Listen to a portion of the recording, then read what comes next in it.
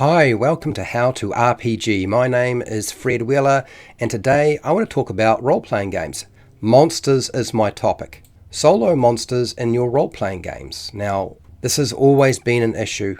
Don't think that this is just a part or parcel of a modern version of any role-playing game or Dungeons and Dragons. It's always been an issue, and so there are some things we need to consider. So first off, as a game master, it's wise to assume that players will supernova, which is use all their best resources against a solo monster, because they consider that solo monster the greatest threat. And they aren't wrong. It certainly will be the greatest threat. In many cases, it's quite often going to be the climax.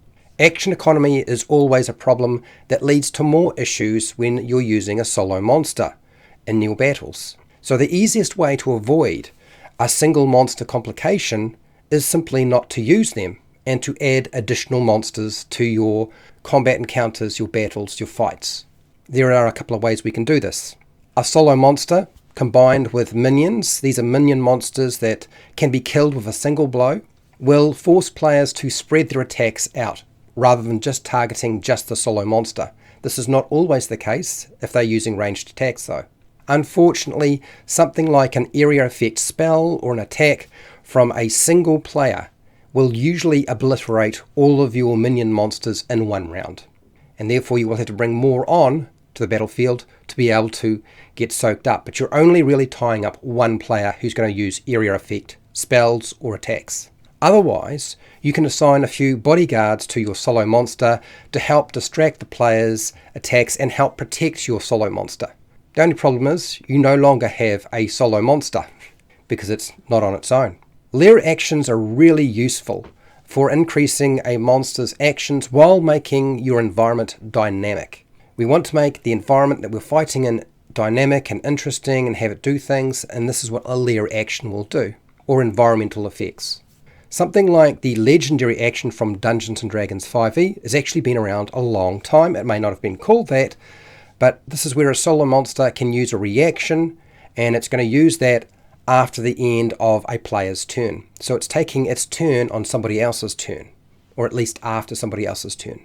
Now, unfortunately, when you have a hard limit of just say 3, okay, it doesn't take into consideration that your party size might be quite large. You might have 3 players, you might have 4 players, you may have 7 players.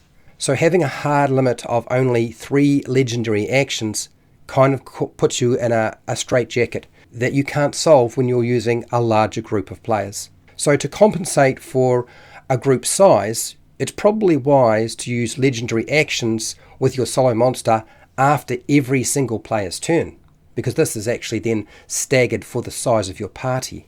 Now, expanding your legendary actions to include standard actions, things that you would normally use in a battle, will grant greater flexibility, and they'll also ensure that you use your legendary action. Sometimes you'll find that an epic ability or a reaction that you have for your monster will only work if the players are in a specific situation or in a specific location or a certain distance from you, and therefore if you can't use them because they're out of range, it's a problem. So there needs to be a lot of things you can do with your legendary action.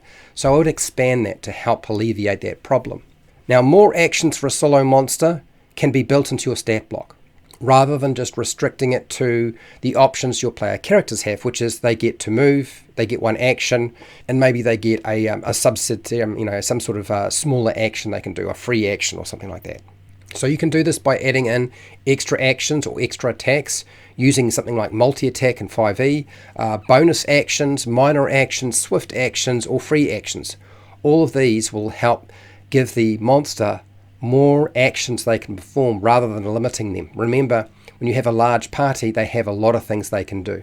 Now, legendary resistance for a solo monster is used to achieve automatic success on a saving throw. Now, this is done so that spells and abilities don't shut down the monster completely or have an overpowering effect, which as you get more powerful as a player character, particularly when it comes to Dungeons and Dragons and Pathfinder and other role-playing games. The spells that you can cast are so powerful and change the very nature of the universe, so they can pretty much shut down a solo monster. And we're trying to alleviate that problem. We don't want one person to do everything in the fight.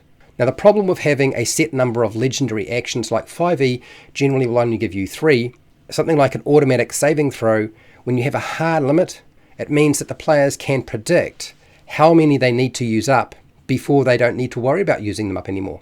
So that causes another problem. Now you could say, okay, I can compensate that by making the saving throw bonus that I add to my dice roll much larger.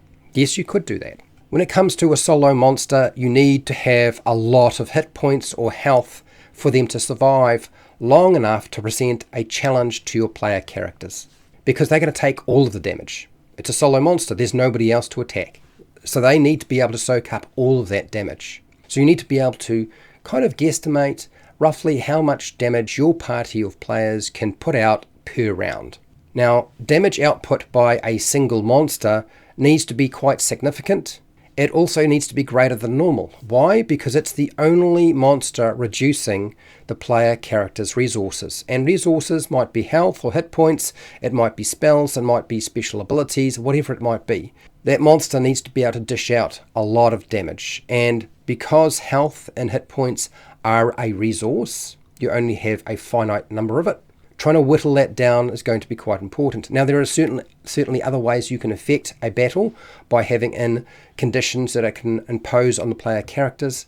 But again, our ultimate gauge is hit points or health. When it comes to regional effects, they're really useful for a monster when they're in their lair, provided they are in their lair, because they aren't dependent on the creature being alive, and they aren't dependent on the creature using an action for those regional effects to be in place. Regional effects tend to exist quite some time. They may disappear completely, but they might be something as simple as the area you're in is unstable and rocks will fall from the ceiling, or it's full of volcanic lava that creates a hazard, and you wind up having to sort of navigate that. Or it creates additional heat because you're in the bowels of a great forge. So things like that.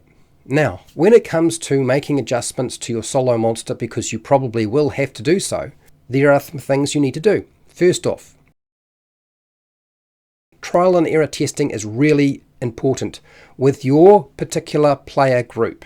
It's absolutely essential to check if the solo monster will actually work as intended. Now you might be thinking, but if I have to test it, but I want to use it with my player characters, I've already tested it. Now, how do I go from there? Well, every solo monster you run against your player characters gives you more information about the output and capabilities of your players, which of course will grow and change over time.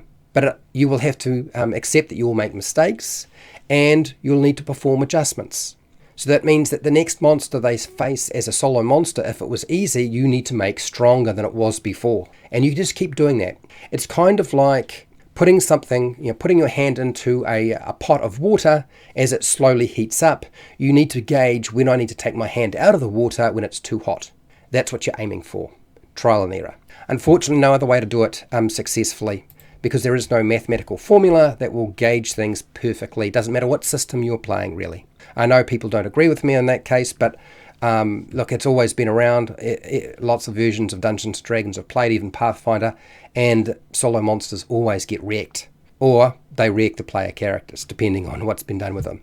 I hope this was useful to you, and if it was, fantastic. I want to thank my patrons who support me on Patreon, so I can do this every single week. And I want to thank you for listening, and hopefully this was useful to you and you found something you could take from it and use in your game. And hey, till next time, keep rolling those 20s.